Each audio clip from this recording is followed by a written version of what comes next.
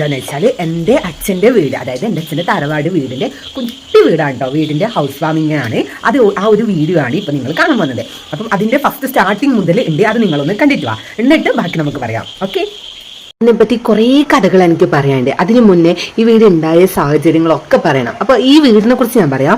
ഇവിടെ ഒരു കുഞ്ഞ് എറയം, ഒരു കുഞ്ഞ് സെൻട്രൽ ഹാള്, ഒരു റൂം മാത്രമേ ഉള്ളൂ കേട്ടോ ഈ വീടിന്. പിന്നെ ഒരു കുഞ്ഞ് അടുക്കളയുമാണ് വന്നിട്ടുള്ളത്.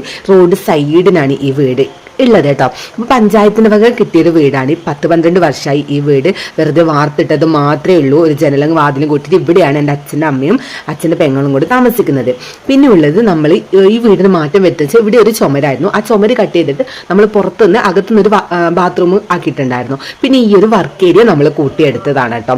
വേറെ അടുപ്പോ കാര്യങ്ങളൊന്നും ഉണ്ടായിരുന്നില്ല. അപ്പോൾ ഈ ഒരു വർക്ക് ഏരിയ അടുപ്പാക്കാൻ വേണ്ടിയിട്ട് നമ്മൾ കൂട്ടിയെടുത്തതാണ്. അങ്ങനെ അടുപ്പിൻ്റെ പണി ഏകദേശം കഴിഞ്ഞിട്ടുണ്ട്. വർക്ക് ഏരിയയുടെ അത്യാവശ്യം ചുമരും കാര്യങ്ങളും തട്ടൊക്കെ വാർത്തിട്ട് സെറ്റ് ആയിട്ടുണ്ട്. പിന്നെ